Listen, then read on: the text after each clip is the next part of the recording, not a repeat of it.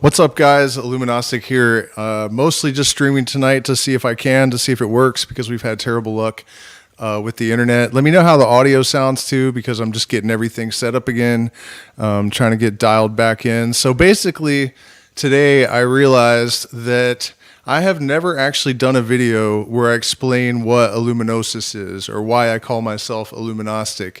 And there actually is a very specific and coherent philosophy and formula and metaphysic behind all of this stuff that motivates what I do. And I don't think that I really realized until very recently that I had actually sort of congealed a coherent system around what I'm doing. And I'm not entirely prepared to do that live stream tonight, but I thought I would pop on and just have kind of a loose AMA and talk a little bit about how I ended up with these ideas and where I think it's taking us. And honestly, I've been really inspired lately when I realized that the expectations that I had as a child even, I mean, I feel like I came into this world with the script more or less prepared. Like I knew what my function was, and I had the full expectation that humanity had to wake up from history and snap the chains of culture that had trapped it and diluted it. And in a way, even though, you could definitely say that that's sort of a psychic or preternatural kind of thing, like a true will or, that sort of spiritual thing. I think it's also reasonable to say that I could have just been using reason and logic to sort of ascertain that since humanity sort of seems to evolve, that we certainly didn't have slaves anymore by the time I was a kid, and you were increasingly frowned upon for beating up homosexuals and, being a bully and all of that sort of thing, racism. There were signs that we were evolving. So, either way you take it, that it was some sort of spiritual predisposition and fate and destiny to live during this time and see that all fulfilled. You can also chalk it up to just analytics. Yeah, I do have the good camera out. I also thought that I would see how Sunday night, late night streams go, because I've never tried to do this before. And by the way, I'm really determined to start pushing my internet presence again and really build some more quality content. And I'm going to be streaming. I don't know what just happened.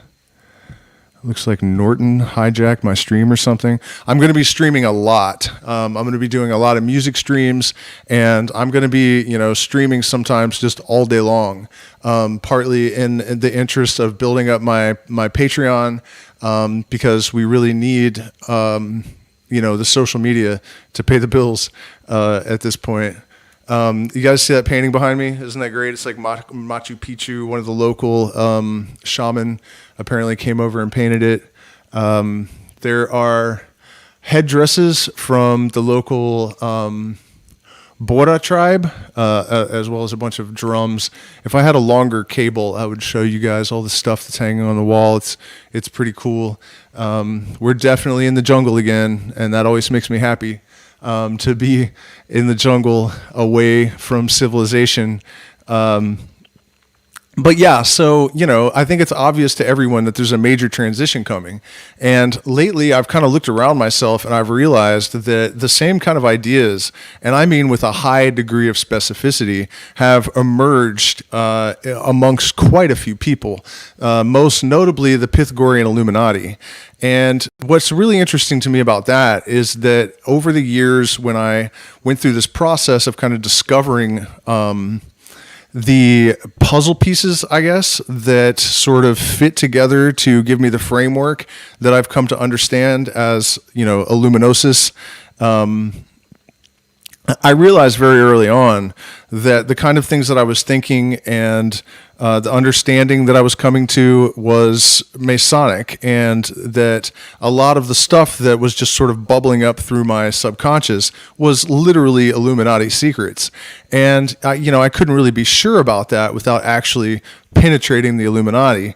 Eventually, I did find out that Adam Weisshup's papers were seized, and I was able to read some of his papers. You can read them as well, and I would actually really encourage anyone out there to do it, especially if you're one of those people that have gotten all of your information about the Illuminati from conspiracy theorists, because they don't know what they're talking about at all. It's actually the exact opposite of what most people believe.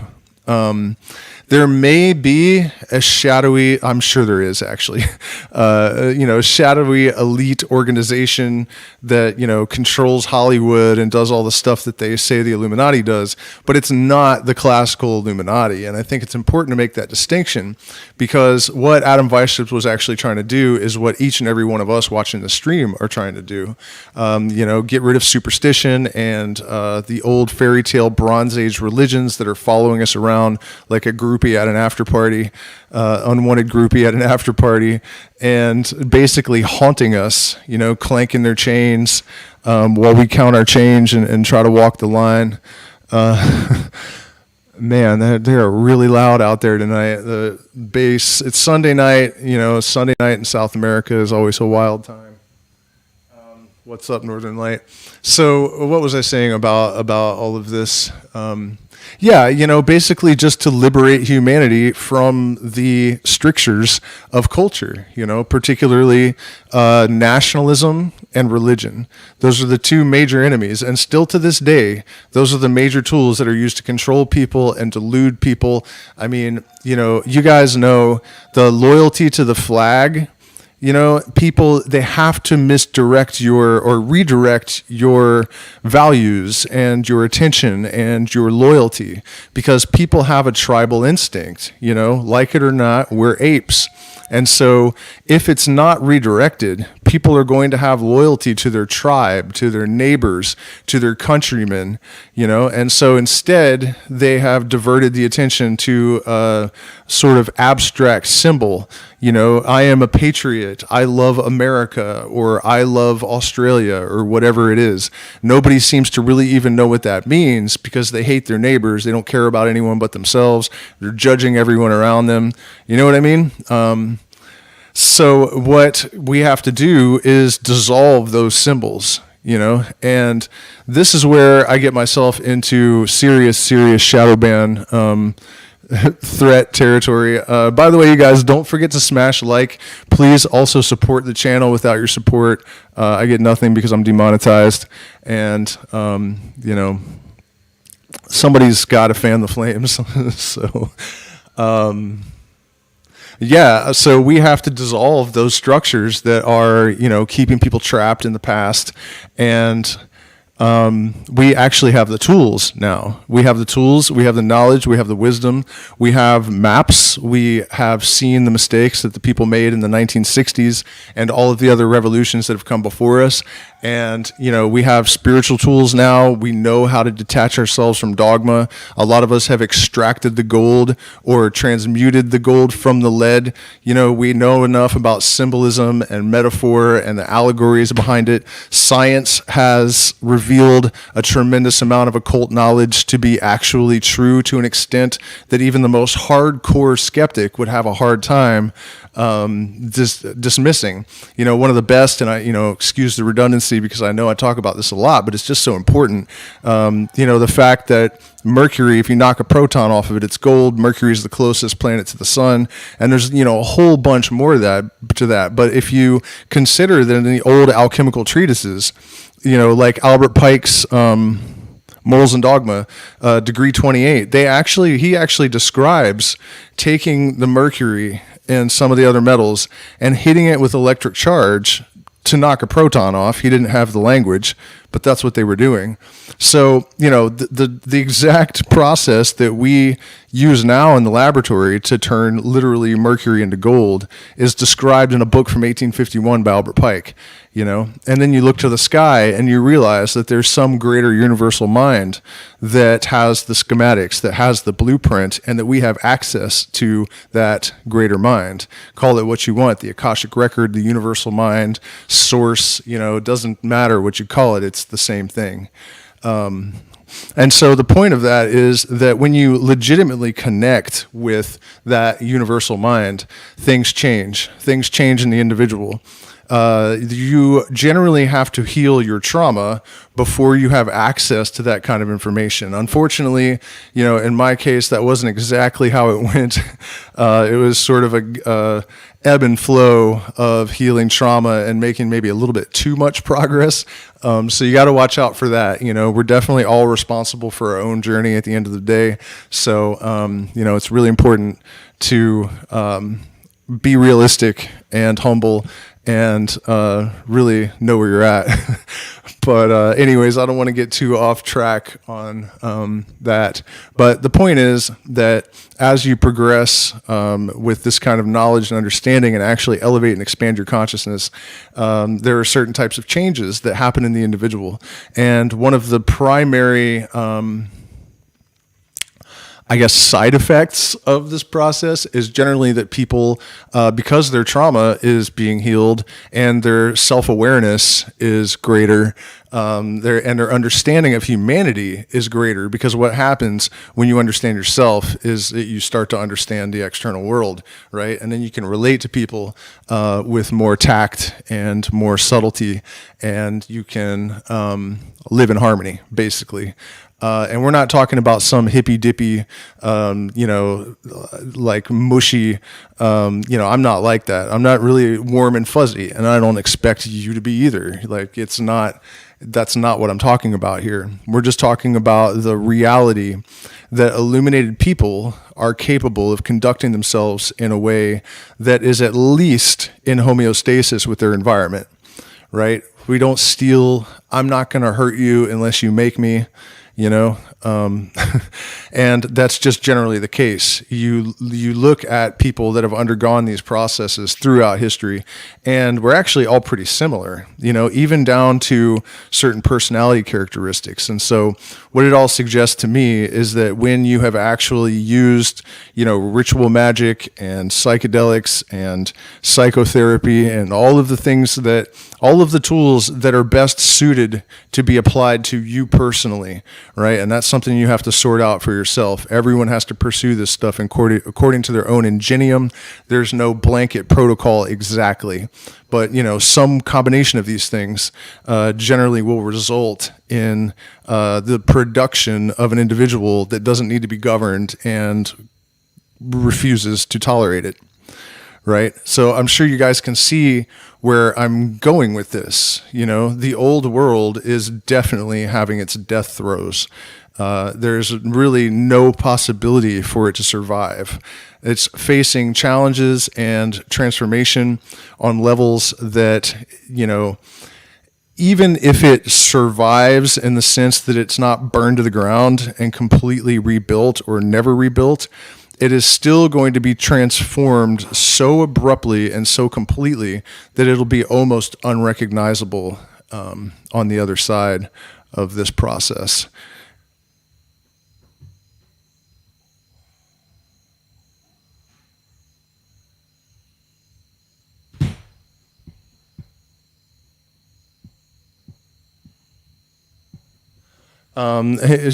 She said something about Masons being gatekeepers, and to an extent, I guess that might be true, but I don't think that when I think about Freemasonry, I don't think about the individual Freemasons. I think about what they actually did over time, not necessarily even what they've done with it. And what they did is they compiled a tremendous amount of occult knowledge, and when I say occult, I mean it in the literal interpretation of the word hidden. and oftentimes hidden in plain sight to the point where it's a bit ridiculous. I mean, the whole Jesus thing and the sun symbolism, I mean, it's just so over the top in your face that it's, almost difficult to believe that anyone fails to notice. And by the way, if you doubt that that's deliberate, not deliberate, or wait, if you doubt that that's deliberate, if you doubt that that's deliberate, I'm here to tell you that it definitely is, sort of rubbing the nose of the common man in their own ignorance, and also scaring the hell out of the rest of us, because, it basically shows, like, look how, brainwashed they are.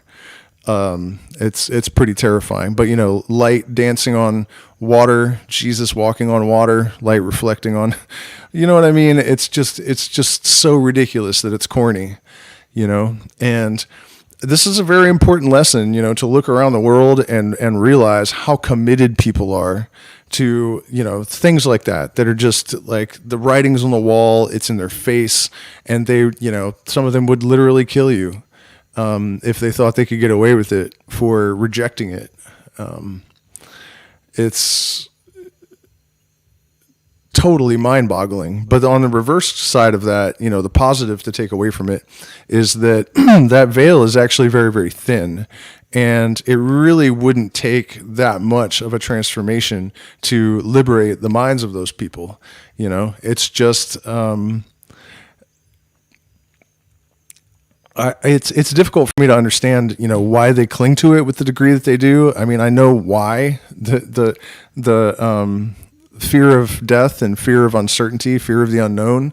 Those seem to terrify the hell out of people. I personally don't relate to that because I like those things. But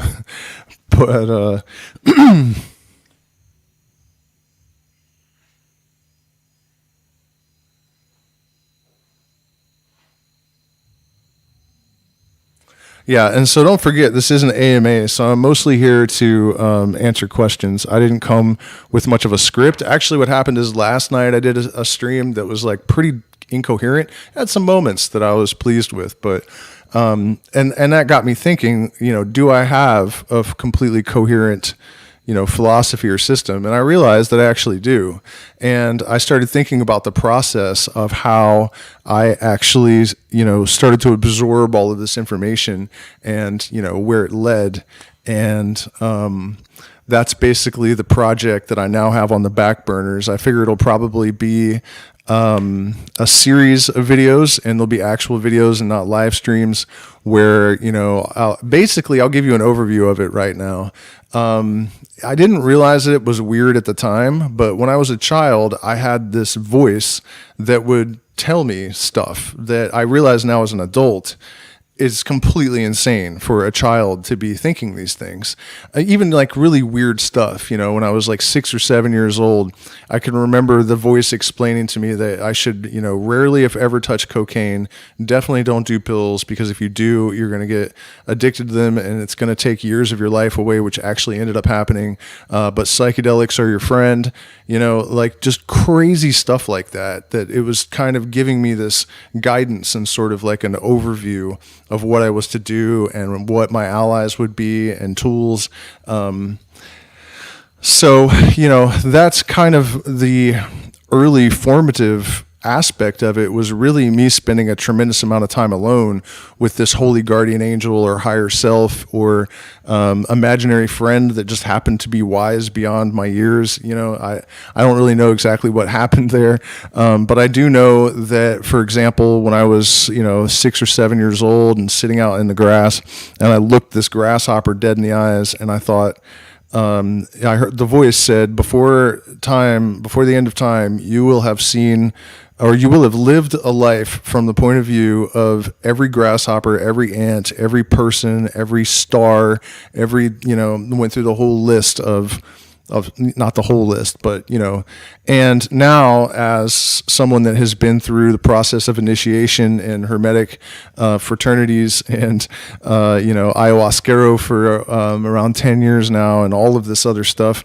I realized that is probably true, in the most literal sense. It's a little bit terrifying, but, that's kind of been a theme, that all of this stuff that was bubbling up from even when I was a small child, I've kind of confirmed as I've gotten older. And so, that process, I guess, and that weird sort of uncanny intuition that would sort of direct me where I needed to look. It would also direct me away from things until it was time to look at them. It's really a remarkable experience to have subjectively, and I still haven't made my mind up about what it is. I mean, it still happens to this day, quite often. I haven't been nearly as good at listening to it as I would like, and I do, absolutely promote skepticism. But I think one of the probably most valuable lessons I've learned in this journey is that you can definitely overdo skepticism, and I think I really what's that Tool song? Overthinking, overanalyzing separates the body from the mind, withering our intuition, leaving opportunities behind. That definitely applies.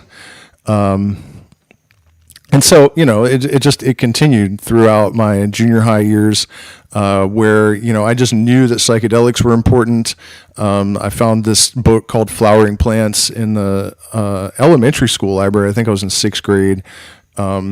And it was just accidentally placed in there because it looked like an innocuous book about flowering plants, but it was actually about ayahuasca and datura and morning glories and all this stuff. And, I became absolutely fascinated from that point and started reading Leary and McKenna by, 7th or 8th grade. I read the entire Psychedelics encyclopedia, and then I found Huxley, because there were references to this guy. And then I realized that his genius had mutated upon contact with LSD.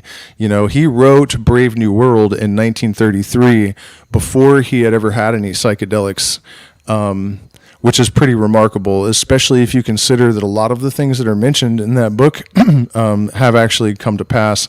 Genetic, engineering is not that much of a surprise coming from a Huxley, because his grandfather, Thomas Henry Huxley, he discovered the genome, I think.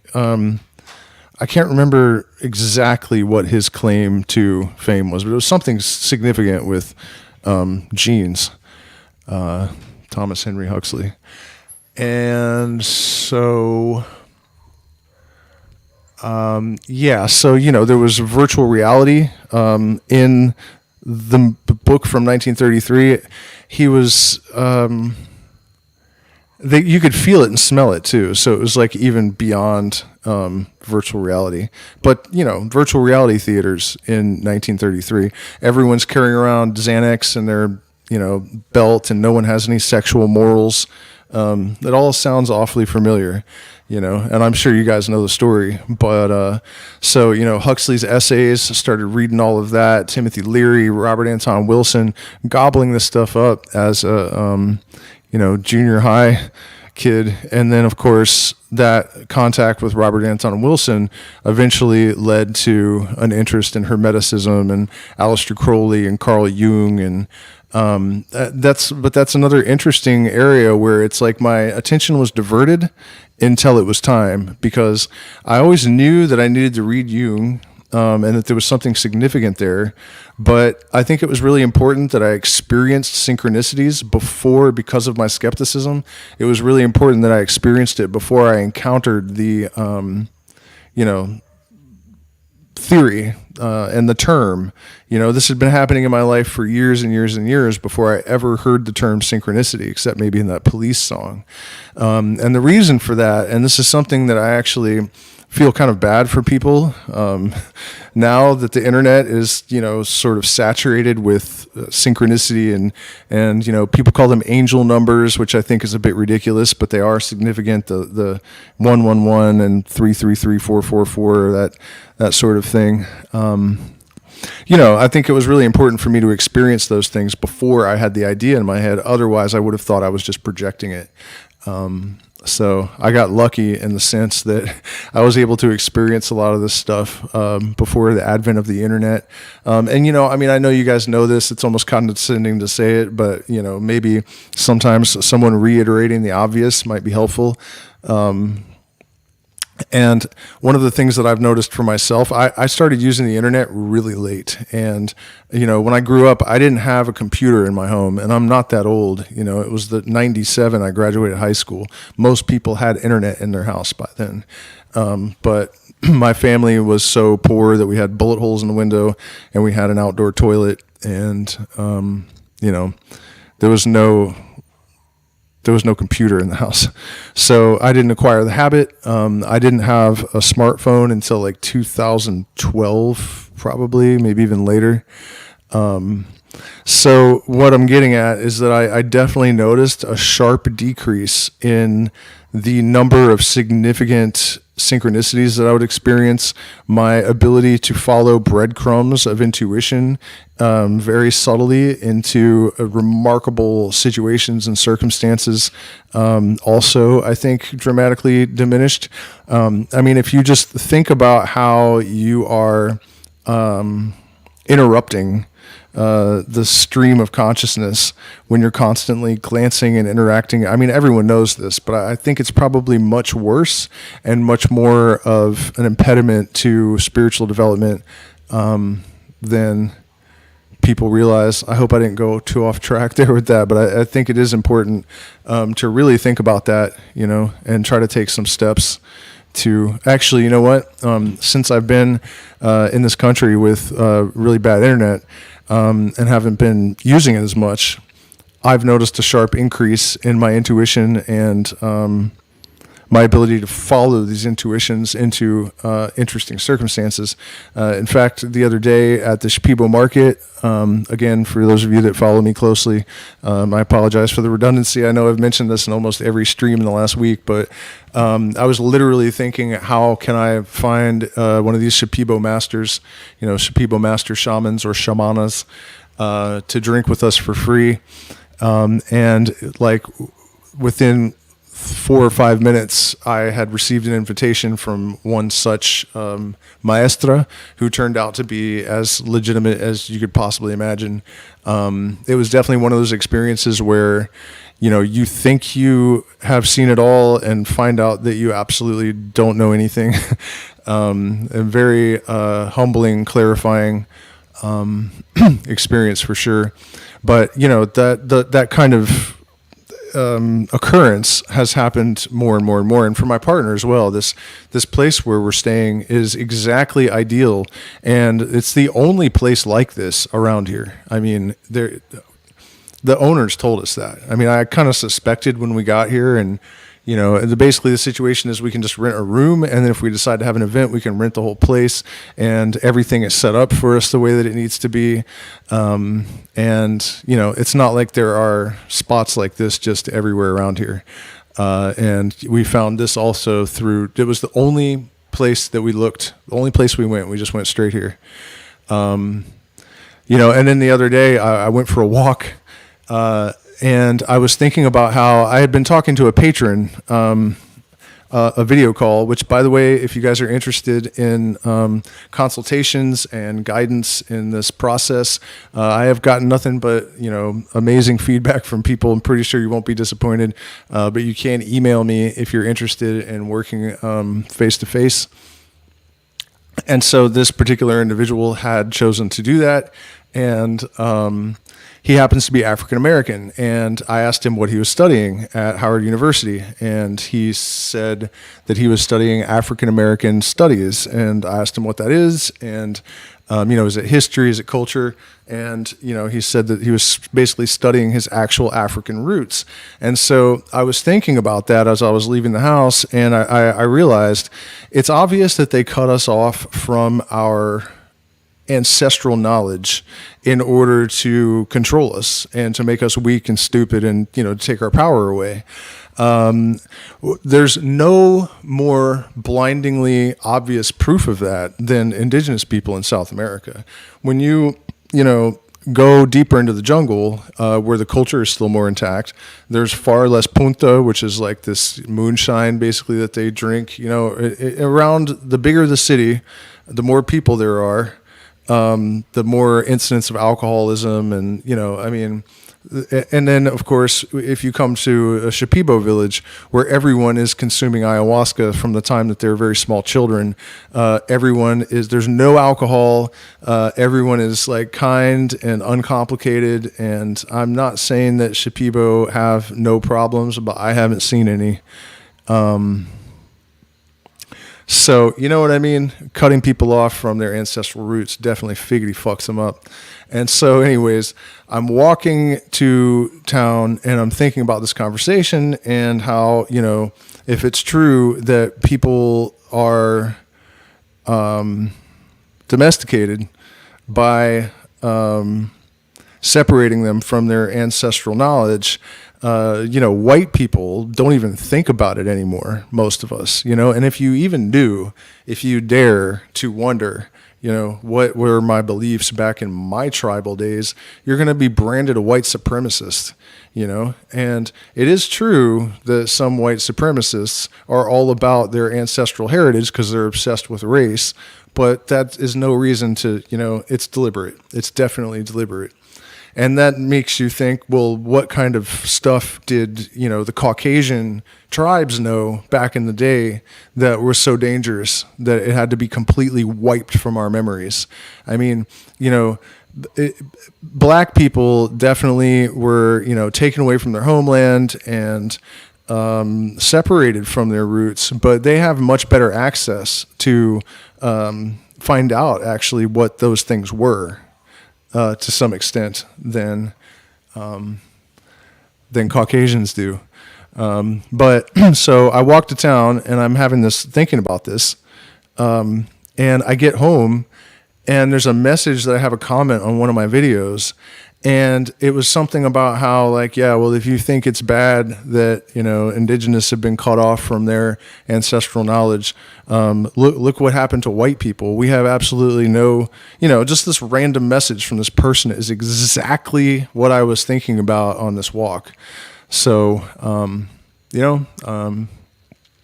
just trying to give some examples of, how, and the other little weird details too. The tuk-tuks here, they're like these 3-wheeled motorcycle things. There's nowhere to put stuff. We're moving, and you never see them with like a pickup truck extension.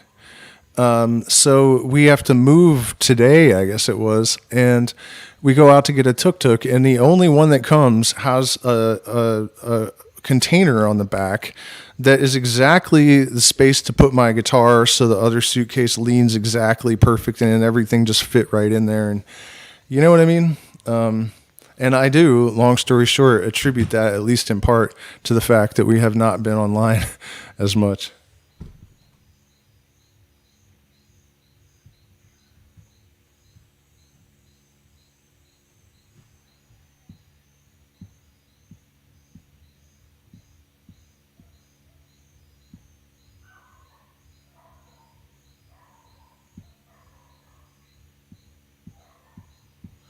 Sorry, I'm just shifting through the chat. There's quite a bit, and I'm not seeing any actual questions, I don't think. Besides, do I pray? And I'll try to answer that. 11 viewers and 11 likes.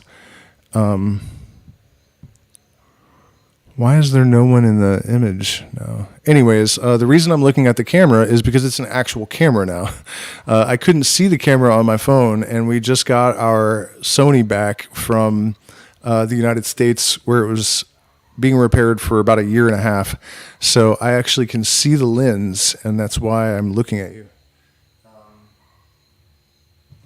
Do I pray? I have a very good answer for this, I think. One of the, we're talking about what IllumiGnosis is and, what the actual system is about and the philosophy.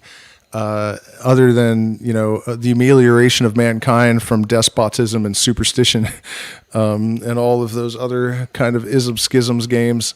One of the things that I think is, the greatest plague upon humanity, is the hierarchical religious system, right? The influence of the Judeo-Christian religions and, that whole bag of dicks is, the idea that there's something higher than us. I think that is dangerous, even because you have people that become deluded, for example, and they are insane and they have a voice in their head, and they think that because, if there's a voice in their head and it's God, then that's a higher thing and they have to do whatever it tells them. So you end up with all of these, murders or whatever.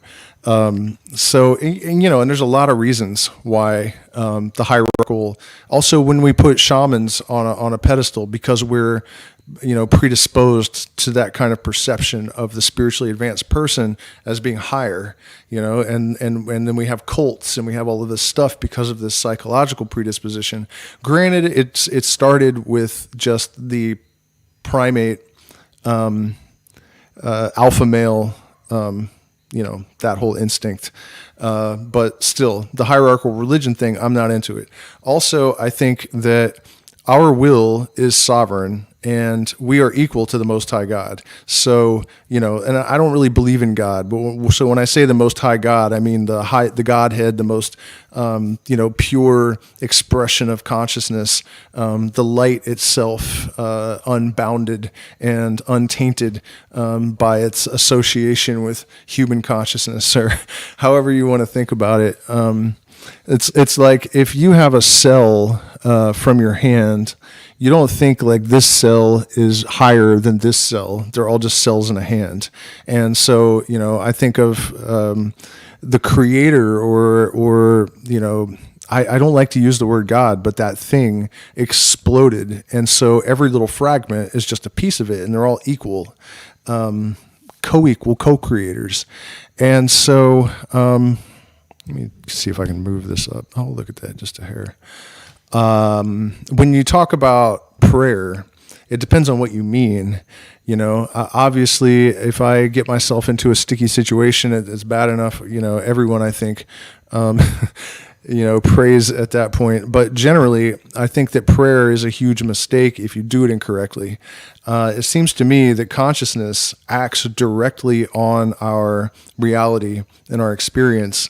And it does not do so in some kind of way that defies, the laws of the universe, or in any kind of really supernatural way, in the sense that supernatural means that we're overriding natural law. But you need to direct your prayer, your will, directly at the thing, not at some God that may be imaginary. Because in that case, let's assume that your will is a force. And let's assume that Jesus, who you're praying to, isn't real. So you send your will off into nothing. It's like steam lost in the void without, a pipe to funnel it, or gunpowder that's just, smashed with a hammer, and it's just like force that's just expelled chaotically. It must be guided by intellect and, and electromagnetism. And so if you are going to pray to will a thing, I think directing your consciousness directly at that thing and not groveling on the ground and beseeching some higher power to go and do something for you.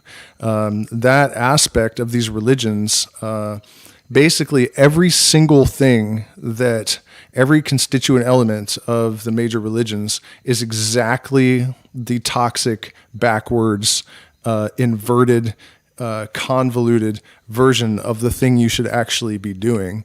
Here in South America, the Shuar, for example, say that you should sit up when you pray, that you should hold yourself with respect. And one of the most powerful experiences that I ever had with plant medicine, San Pedro in this case, I was up on a mountain, and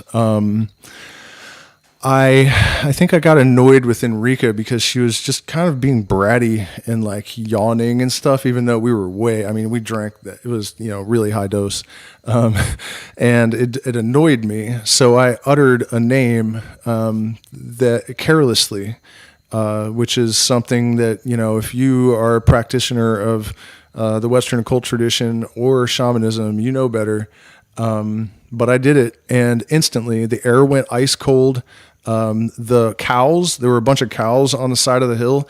They literally were falling over their own feet trying to get away from whatever I had apparently invoked. And suddenly there were cords that whipped through the air like whoosh, whoosh, whoosh. And I swear I saw them cut through like the leaves that they hit and the bushes and like connect to everything. And I had the distinct impression that if any of those cables had touched me, that I would have died. And so this thing, I started kind of begging, like, don't hurt her, don't hurt her, don't hurt her in my mind.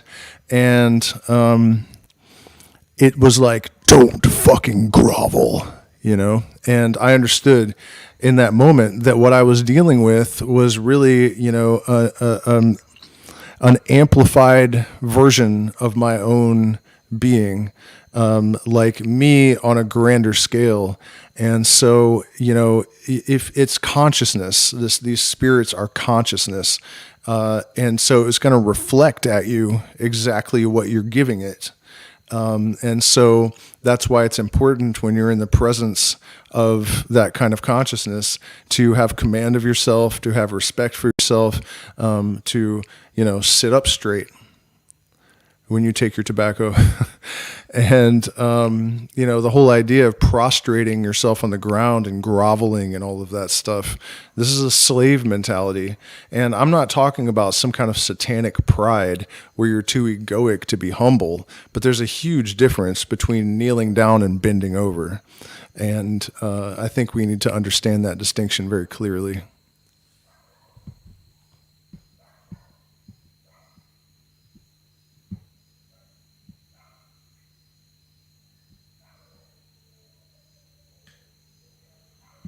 Well, instead of super chat, that's what I mean by being demonetized. You just have to take an extra step. I know it's not convenient, but if you scroll to the top of the chat or look in the description, there are PayPal and Cash App options, and also Zelle. We definitely appreciate support. It's a bitch they demonetize me. And when they demonetize me, a multi-billion-dollar company, obviously, they didn't even refund all of the super chats that my supporters, I guess, had sent. They kept all the money. YouTube kept all the money. To this day, they haven't paid it back, and they have not paid it to me.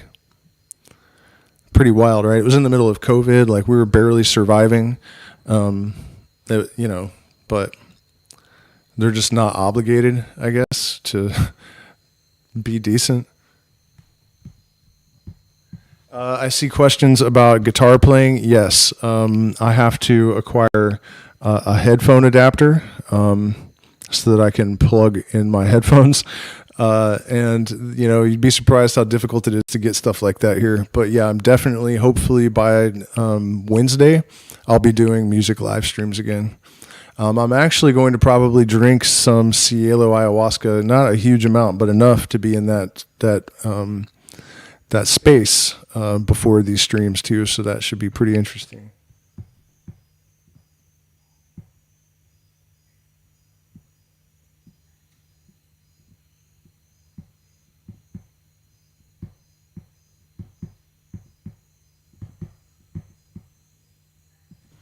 Man, what is up with you guys? I swear to God, every time I do a stream where I'm just going and I know I see questions and I miss them all, and then I do a deliberate AMA and nobody has any questions for me.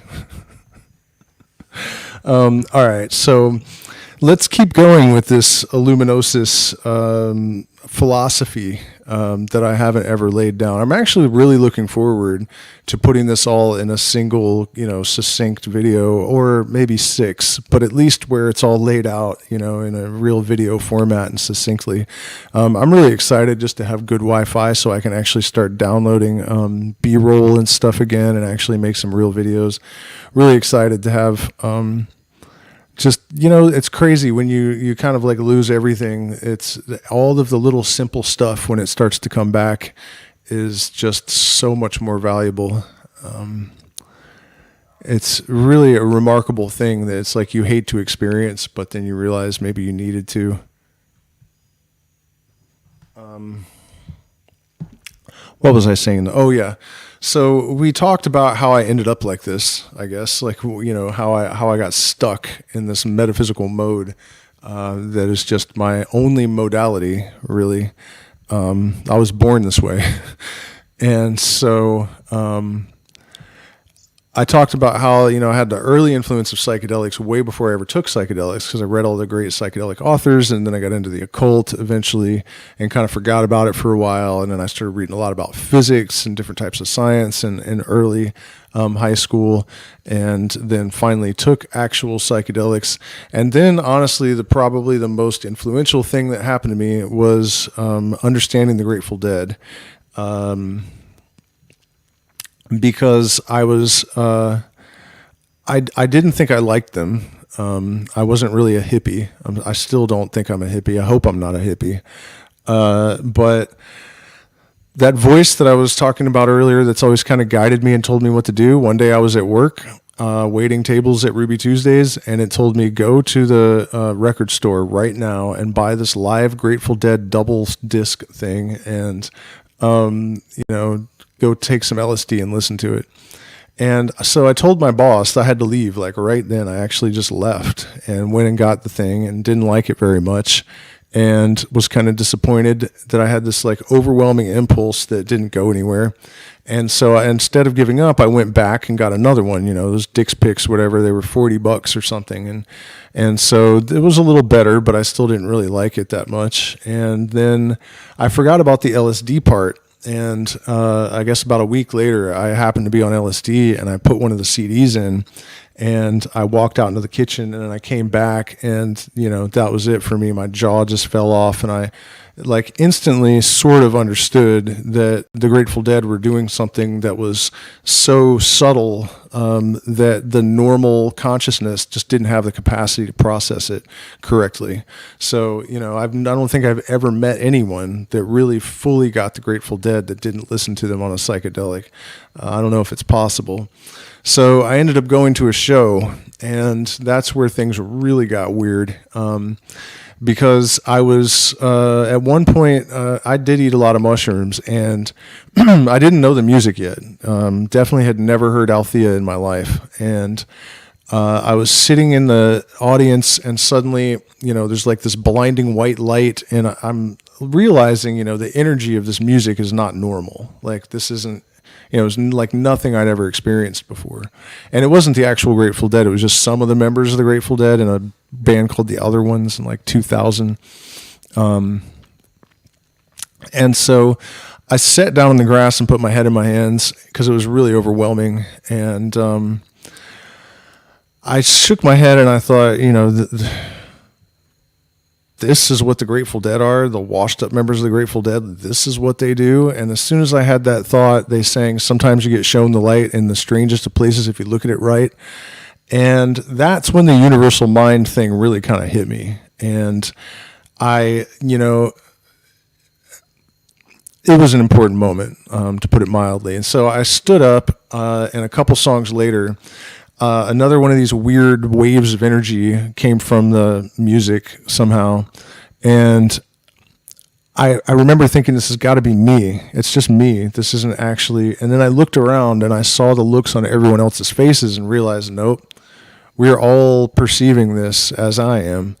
And so that actually catalyzed a long search and a lot of experiences. Basically I realized that it was possible to transmute consciousness and to elevate consciousness using vibration on a level that most people wouldn't readily accept.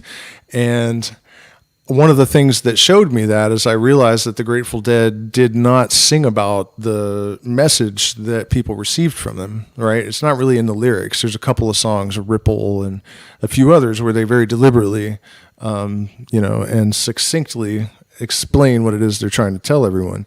But for the most part, it's just, gambling and cowboy songs and whatever. I mean, it's got nothing to do with the apparent effect that it has on the audience. And that's pretty remarkable, that that happens. And so, that sent me on a journey to eventually experience doing that myself. One of my bands, after we played, we left the bar, and this girl outside stopped us and basically explained to me and Brian that we had affected her consciousness, and that basically the same thing that I explained about the Grateful Dead. And so that all led to a lot of experiences with, telepathy and just a sort of general study in what was happening in the group mind state and how it could happen, and why it is that it causes the kind of changes in consciousness that it does. What is this energy that's being released, and where does it come from? And I'm deliberately not going into tremendous amount of detail here, because when I do make the videos, I don't want you guys to have already heard everything. And so that was the sound aspect of it. And then over the last few years, I've sort of really become fixated on light and its association with consciousness, and how waves work. And here's a remarkable one for you. Actually, I just realized this today. When I describe the creation of the universe based on a vision that I had many years ago, I usually say that it is a process of replication by means of reflection, right? So you had this one thing that was nothing, divide into, and that this is now duality. We have God and devil, male, female, hot, cold, like these two opposite nothings that interact to produce a third thing. And in sets of twos, these antinomies all interact to produce another thing. It's the alchemical process in a nutshell, and it is how the universe generates itself. And so, this is something that mystics have. I had clues from people. Mystics have talked about this quite a lot, that it's all a bunch of reflections. And so, as the process continued of basically, energy, very basic energy, copying patterns and replicating by means of reflection, it eventually became the 10,000 things, or whatever, the way the Buddhists put it. But then it hit me today that the Fibonacci sequence does exactly that. It goes back a number, copies it, and then goes forward. And it was really a remarkable experience to, I've been saying this about the energy on an energetic level, that it produced itself by means of replication by reflection. And something my partner said today, it just hit me like, holy shit, the Fibonacci sequence also does that. And that is a great example of as above, so below, the whole Hermetic axiom. And that's actually what it's talking about. These analogies, I guess, they have all of these different tiers, right? So on one level, you have an energetic expression of replication by means of reflection.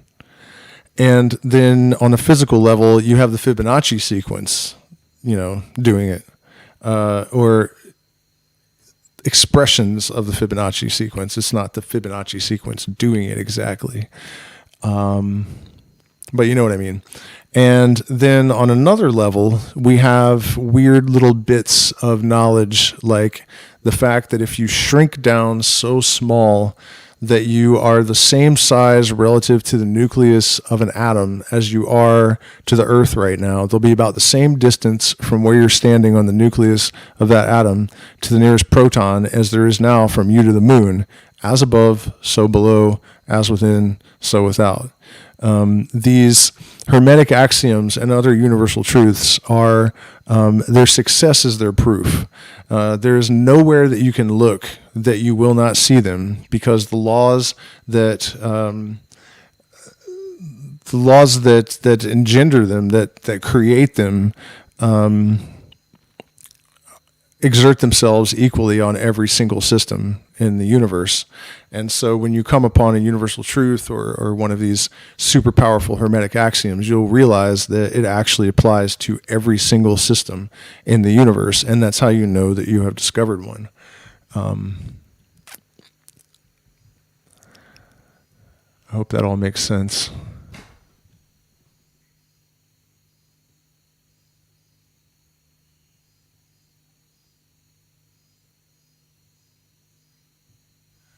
Northern Light, I didn't see your question until just now, but what I just shared with you probably is up there in terms of the best nuggets of wisdom that I've discovered in the occult.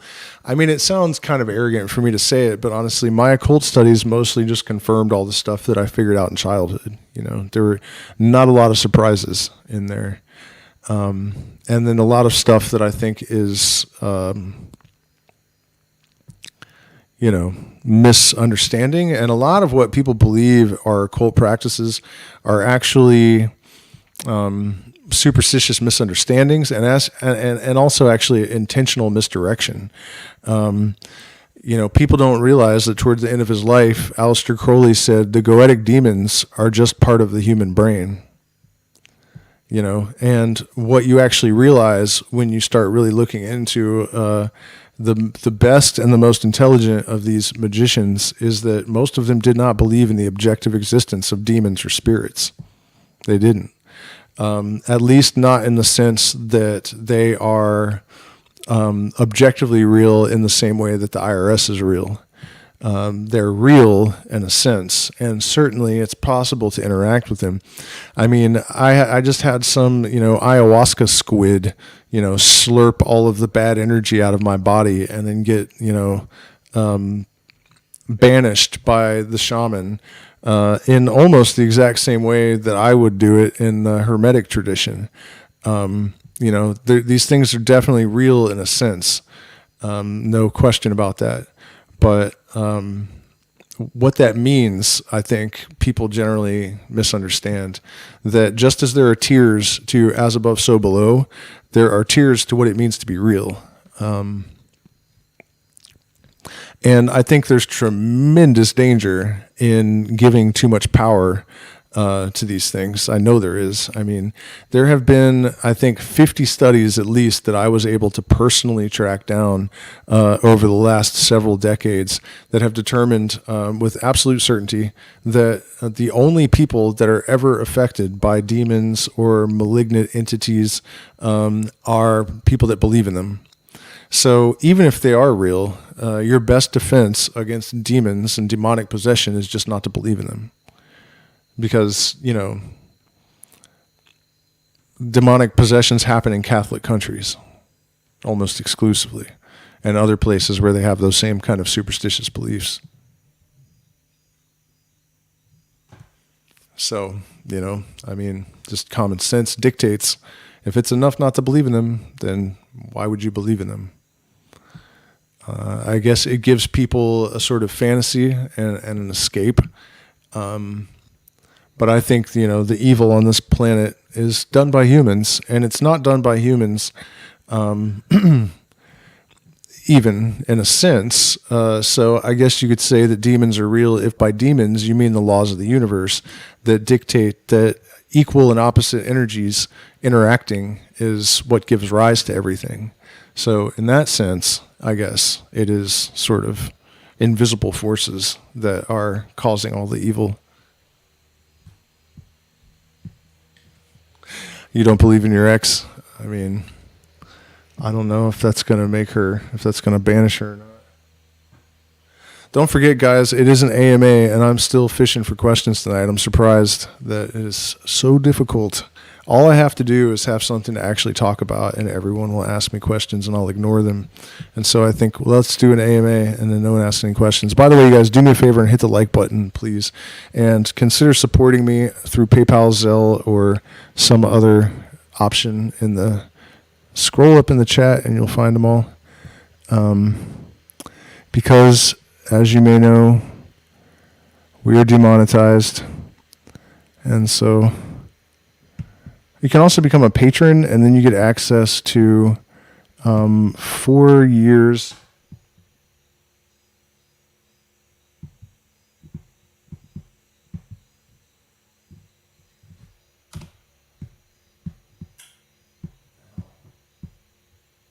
There you go. There's a Zelle and PayPal and everything.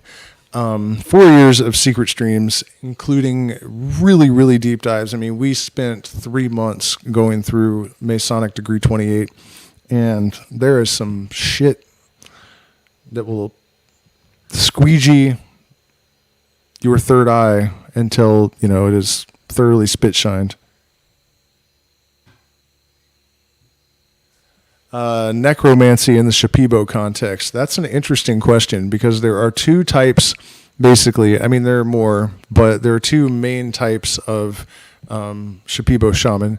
And remember, I haven't been here long, and I've worked primarily with Shuar, Kofan, and mostly Quichua, really, over the last few years. So, I'm not an expert in Shipibo necromancy, but there is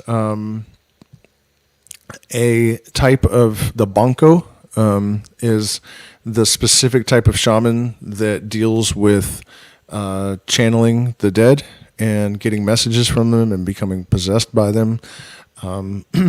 They lay down in a bed and go into a trance. I don't know why the bed, but I don't know a whole lot about that. We did ask Maestra Juanita after ceremony, the morning after ceremony. I interviewed her, by the way, and we just finished subtitling it, so that interview will be up. I probably won't post it till Wednesday, just because Monday is a terrible day to post stuff, and I want to make sure people see it because it's amazing. It's a really good interview. Definitely not just the typical stuff that you see people asking shamans. We went into a little bit more depth, about how Iquitos actually work and what these spirits exactly are, and I think it was pretty cool. I have another one coming on Sananga, by the way, because somebody commissioned me to go out in the jungle and try to find out where Sananga came from, and apparently there's not a lot of information about exactly how the indigenous thinks it works. Except, I know the Quichua believe that there's a sort of negative energy. It's not an active negative energy, almost like a block or something that causes listlessness and lack of motivation. They call it panema, and Sananga is supposed to dissolve that. But what Maestra Juanita said about contacting the dead with ayahuasca, and this makes sense to me, is that you can't actually ask them questions, but you can receive messages from them.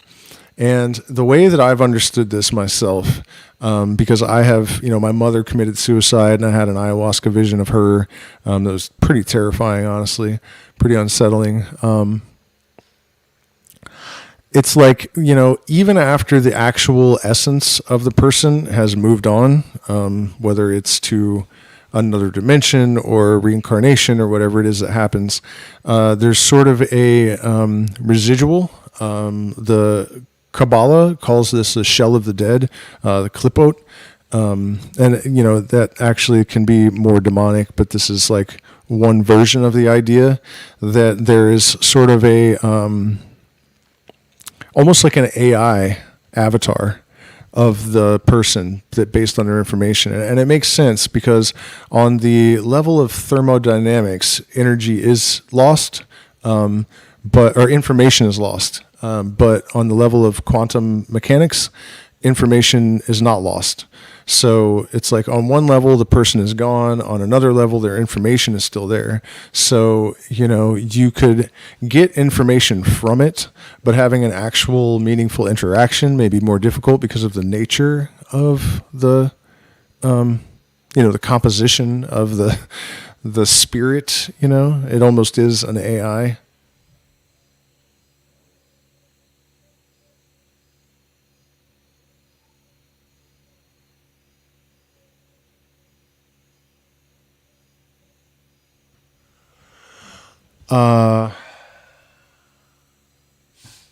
Opening the third eye. honestly, DMT and ayahuasca do that faster than anything else on the planet. And it's certain. And this is something that Terence McKenna was always kind of pushing back in the day, that, people talk about how meditation is, superior. And D.T. Suzuki, the great Zen Buddhist, said that he wasn't going to say that psychedelics weren't the real secrets, but it was like storming heaven and stealing secrets by violence. And that is a worthy warning, because if you acquire too much power before you have the wisdom to dispense of it, you can get yourself in a whole lot of shit. And so, but it is true that the DMT activates the pineal gland, and the reason that I am so sure about that, and also, mosquito. And also that it's connected to sixth sense type stuff.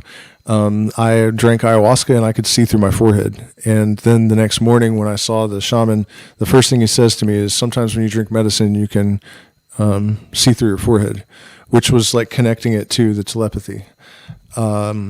So, yeah, I mean, that's the short answer to that DMT and ayahuasca, particularly ayahuasca, activated. And another reason that I know that it was legit is that I was inspired to go home and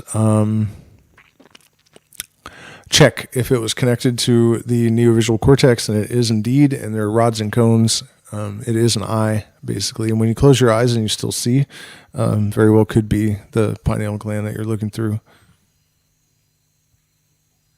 Somebody's asking about the abramelin working. This basically is a ritual to contact the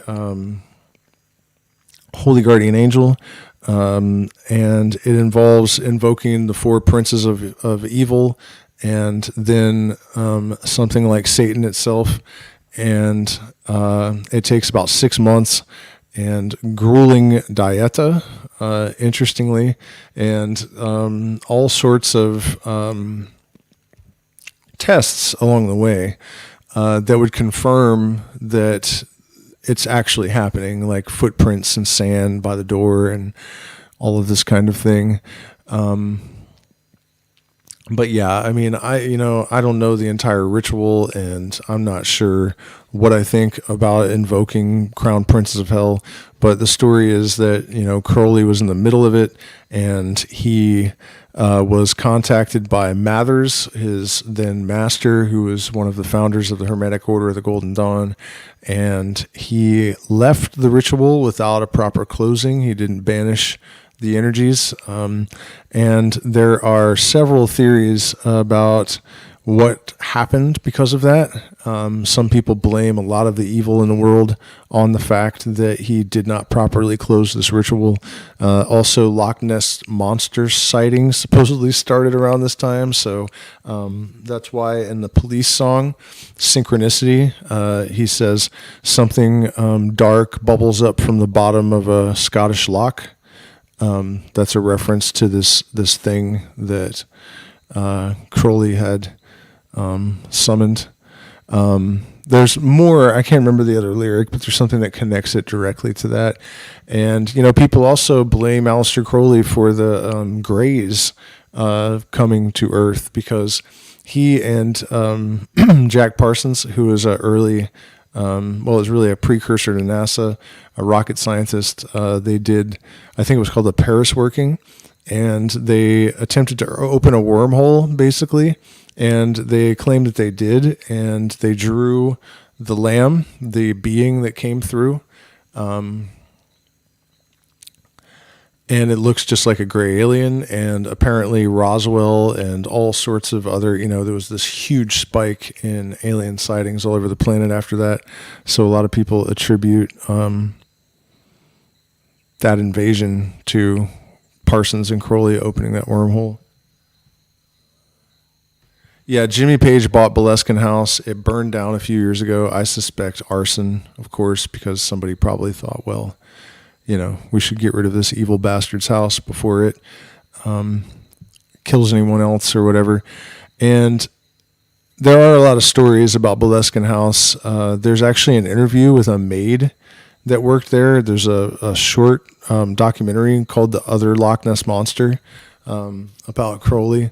And this maid is obviously insane. She talks about how this colonel killed himself there, and she like found a piece of his skull and like threw it to the dogs. And when she describes doing that, the laugh that it's really, really eerie.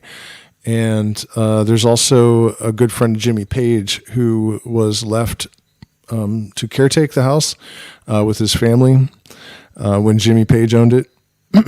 And there is a hexagonal bricked in section in the center of the house that supposedly contained some sort of terrifying demon. And the guy claimed that one night it started trying to get out and was beating on the walls, and that they all fled and never returned to Boleskine House or something like that. It's all in the documentary if you're interested.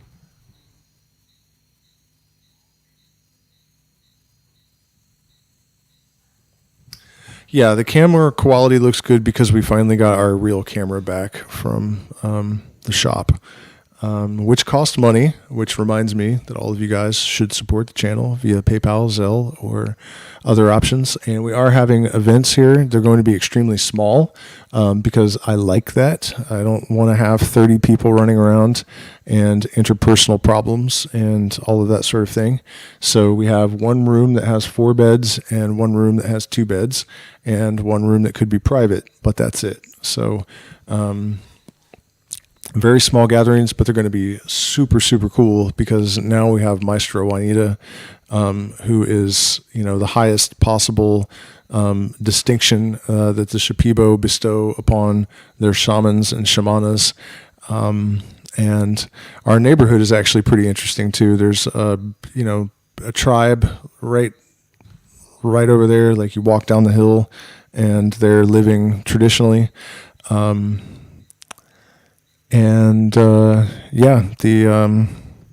Amazon River is like right there. I have piranhas in the fridge that I'm going to eat for dinner tomorrow, maybe lunch.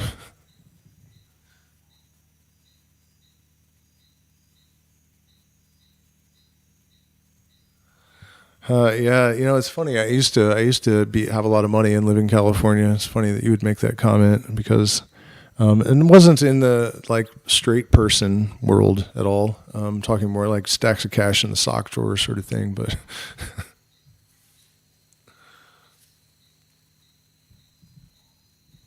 yeah, everybody join the Patreon, man. That 28th degree of Freemasonry is more than worth the $10 a month.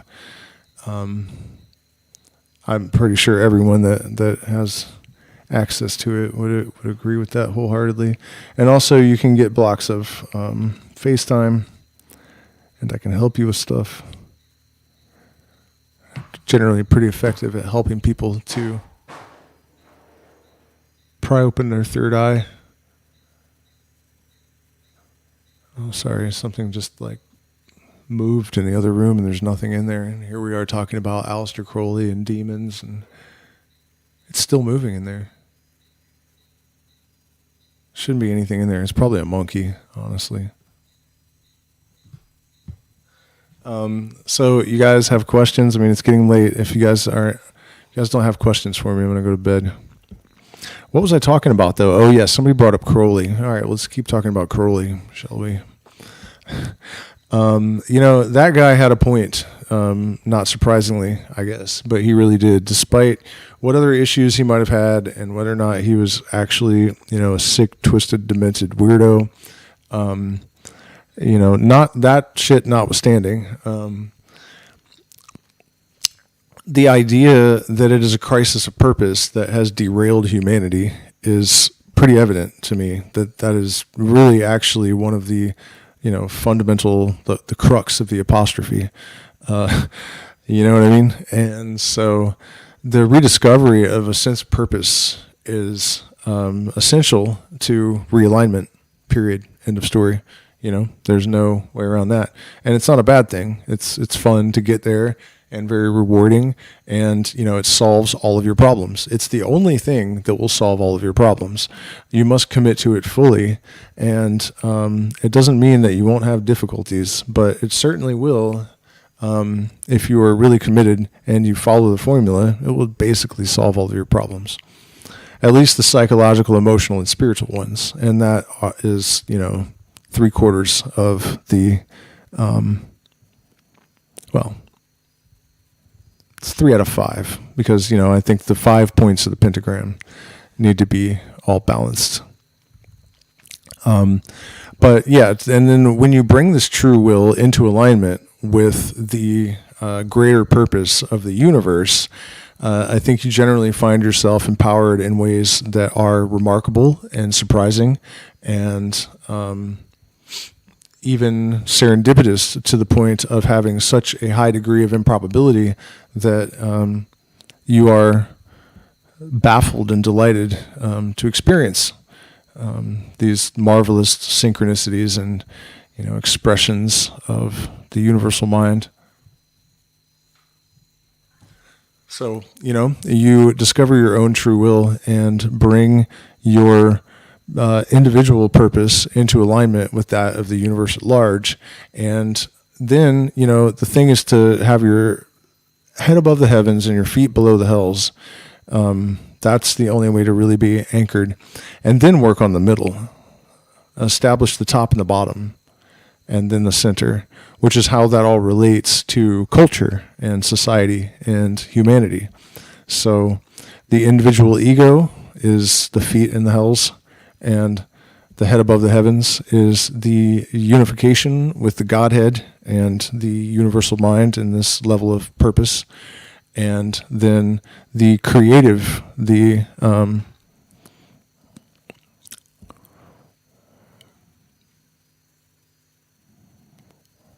trying to remember, when you do the middle pillar, which one is the groin, and I guess I'm just tired and can't recall let's see, Yod He Vov He Eloah V'Da'at Shaddai El Chai. That's it. That one, the generative organ, Yesod, on the Kabbalistic tree of life. This energy is the one that relates to society and culture and whatnot. And so, from those two things, a third thing emerges. So more alchemy. But yeah, so personal purpose and the universal purpose is just to experience itself and to create. And so when you understand that you are here just as a sensory organ, the sentience itself of the universe, you are the eyes, ears, nose, mouth, and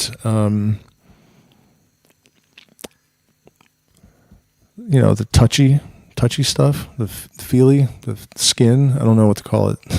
You're the sensory organs of the universal mind, right? So that's your job. And then your individual purpose, and then how do you combine those things to actually integrate into society and have some kind of meaningful life.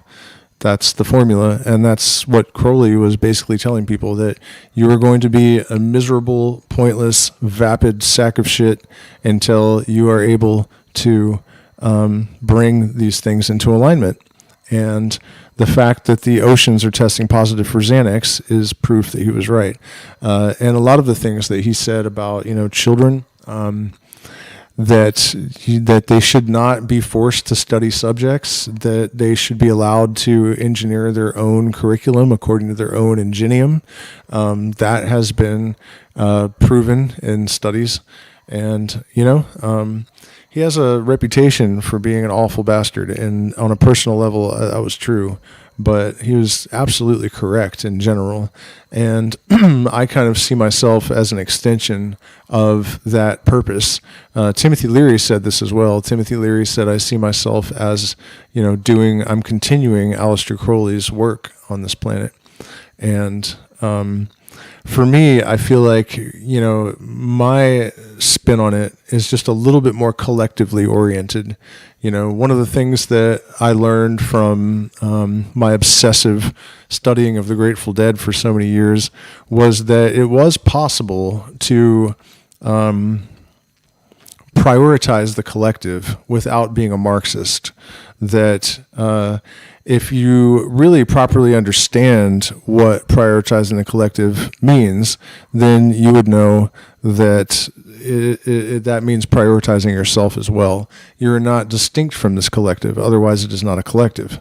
So I think, a lot of the fear of communism is probably well grounded, but it's also to an extent misguided because no, here's the thing. It's got to be taken out of the context of governance. That's really the thing. Whenever we have mandated, collective behavior, it's, of course, it's not going to be good. But the point is that the difference between Crowley and I think, philosophically, is that I'm a little bit more in favor of, serving the collective, but not to the detriment of the individual. As everything else, this has to be in balance, and obviously one of the great travesties of modern history, modern times, is that, capitalism has gone too far and people have become self-serving and empty and vapid. And when you feel that there's no point in the universe and that you are just here to, if you're a man, have sex with as many women as you can. And if you're a woman, just land the guy that makes the most money.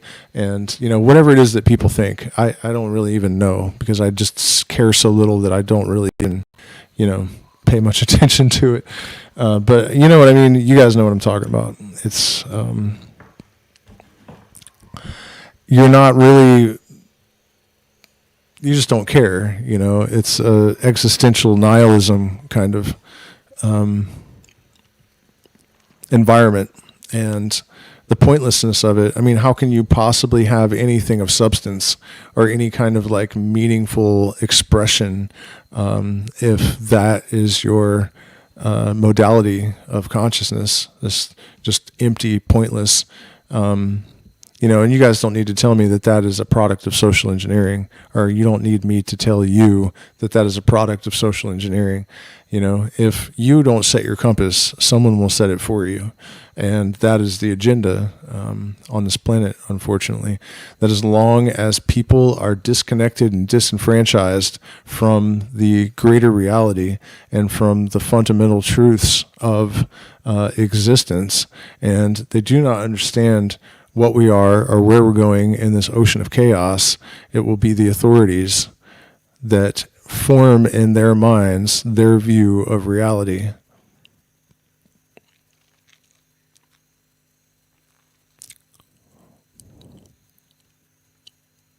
To think for yourself, you must question authority.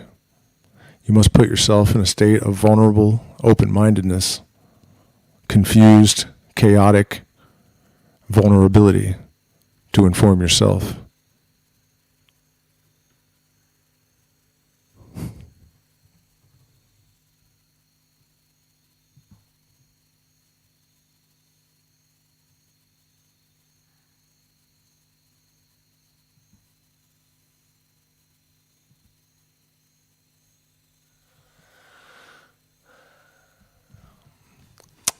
Yep, that shit's important. Do as thou wilt shall be the whole of the law is often taken out of context as well, because the rest of the sentence is love is the law, love under will. It's kind of important. And it basically means what I'm saying, that, love is the law that should govern your conduct, but love under will, that, you do not have to make really sacrifices in order to live in such a way. And it is political propaganda that has convinced people that that's not true.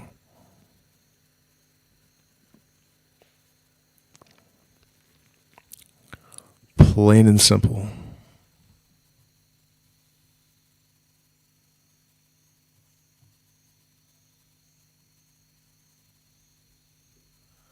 What do I think about the world immigration into the Western world? I'm not really sure what you mean.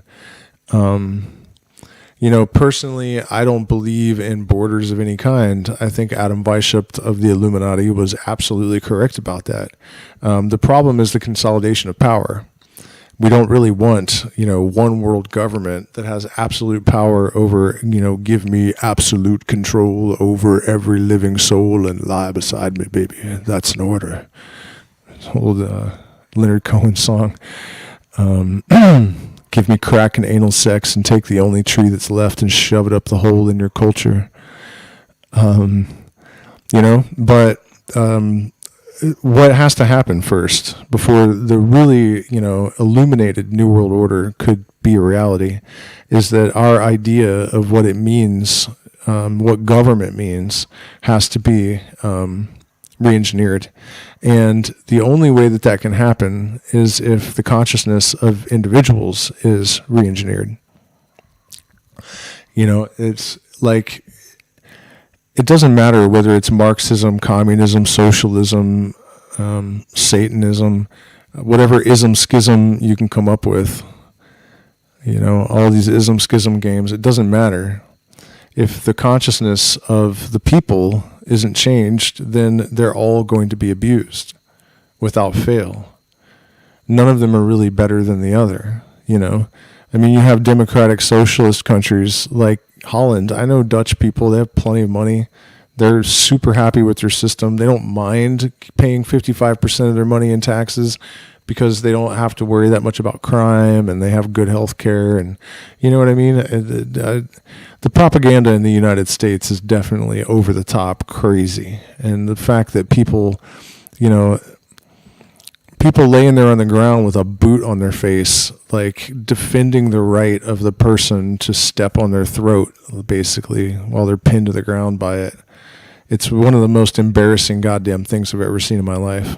And they're so proud and arrogant too, because they really believe that like they're the greatest idiots ever in the history of the universe, or whatever it is that they think, it's bad. It's really insane to watch, the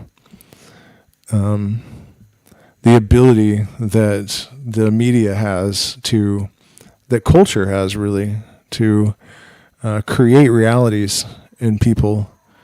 And then, I can tell you guys all day long how it is that, you can restructure that. But the reality is that because of the way our instinct is hardwired, if you challenge any of these constructs that the propaganda machine has created in people's minds, they'll panic.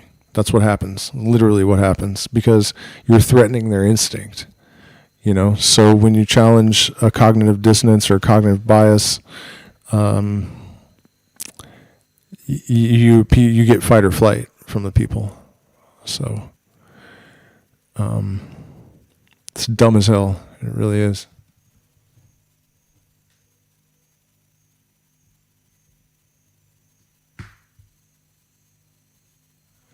Should we sacrifice our standard of living to help the world? We don't need to. We don't need to. It's not us. There are billionaires and trillionaires, and there are trillionaires. There's plenty of trillionaires that should not have all that money. I don't care what anyone says. It's just the stupidest goddamn thing ever that people actually defend the rights of these people to exploit the entire human race to the extent that they do. It's complete fucking lunacy. We don't have to sacrifice anything. There are a handful of people in the world that could be just a little bit less rich and change the lives of everyone on the entire planet. So it's,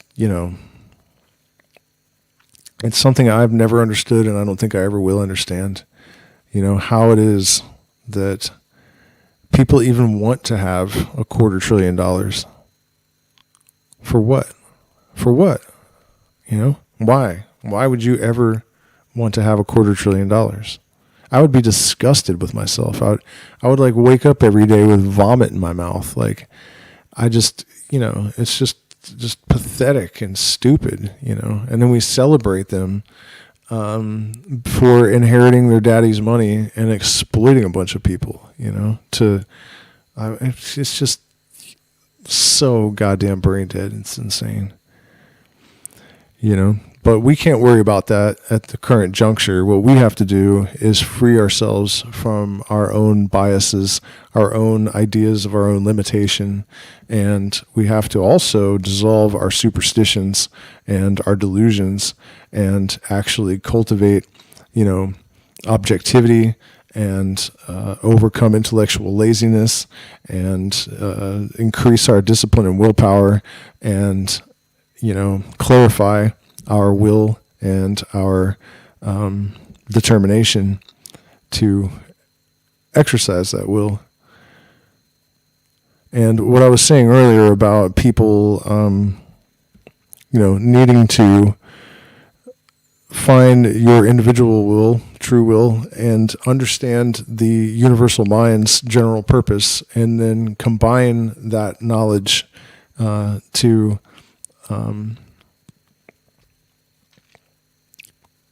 ascertain, how you can make that a functional expression, some creative endeavor, and make that your life. That process generally brings people into alignment with what I consider to be the moral law of the universe. A lot of mystics actually believe that there is a sort of fundamental morality that is dictated by natural law. And having $250 trillion while people are starving in the gutter is not consistent with that universal law.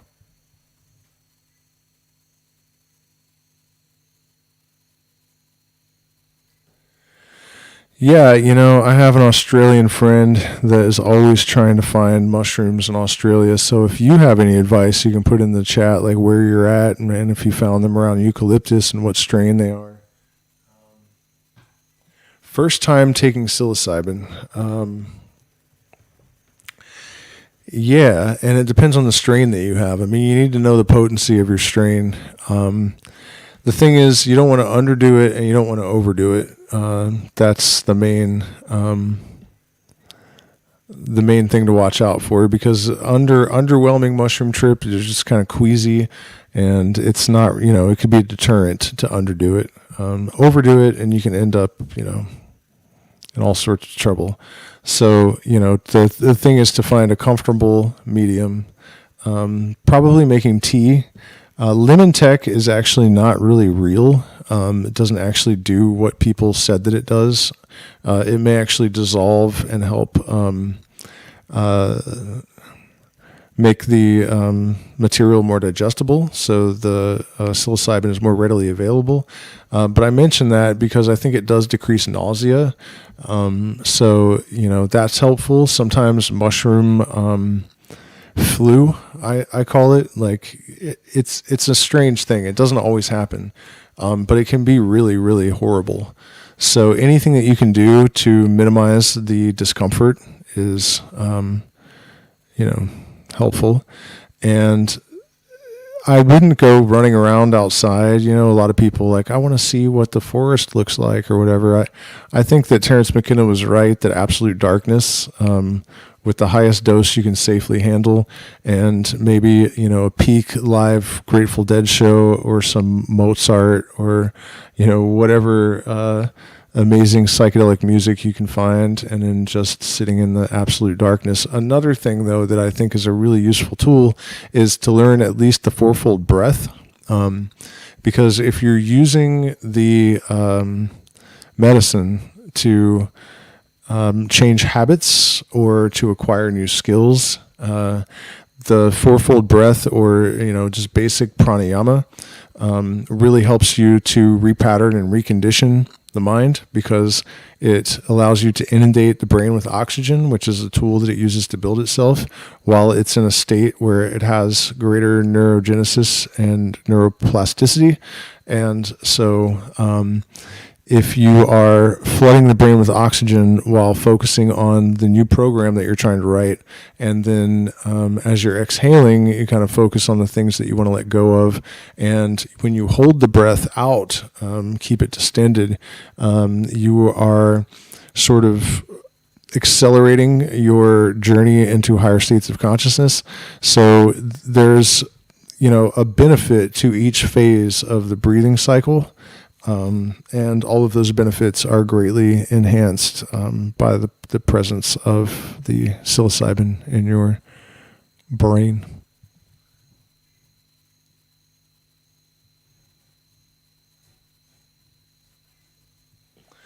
Yeah, I mean, I don't know what strain it is. I think 1 gram is probably going to be underwhelming even for a first timer, but half an eighth of like cubensis is probably solid. But if you have Australianus, I think they're a little bit stronger than cubensis. They look like azarescens, but I don't remember the exact by weight psilocybin. All right, I am obviously running out of steam. Our audience is diminishing, so I'm going to bed. But thank you guys so much for spending this time with me. Please hit the like button, share, subscribe, consider supporting us on Patreon, or you can send thousands and millions and billions of dollars to the Zelle, PayPal, and Cash App in the chat, and I will see you guys again Tuesday.